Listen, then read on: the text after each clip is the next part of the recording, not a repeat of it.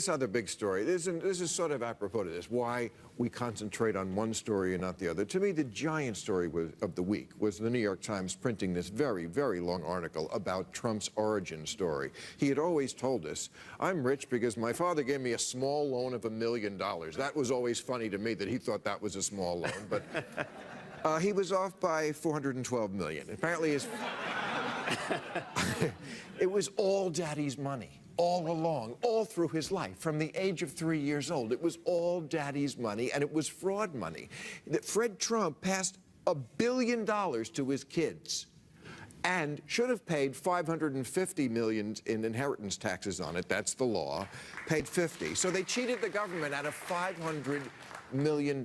Why doesn't that resonate with people? That story is gone, right? Gone. And we don't even talk. It was 2 days ago, and we do not talk about it. It's not a surprise, is it? Well, it's in the size of it is a surprise.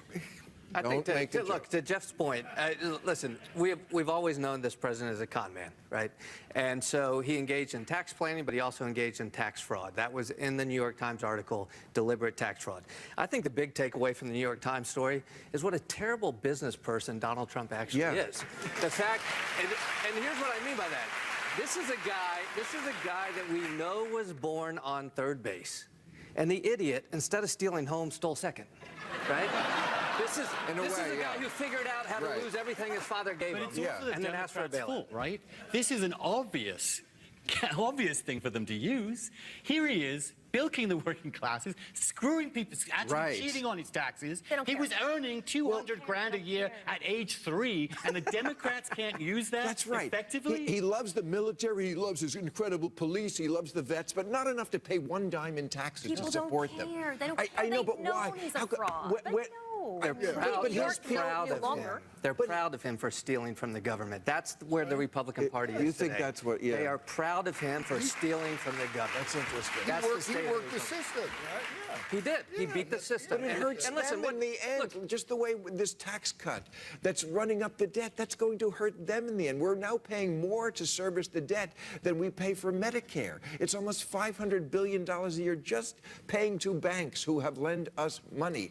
When does that common man, the forgotten man that he said he was, when does that guy see that this is the Wizard of Oz? Who's the Toto who's going to pull back the curtain? But the media helped sell that story from the 1970s. They really did, the New York Times themselves They consistently, and things that were easily provable.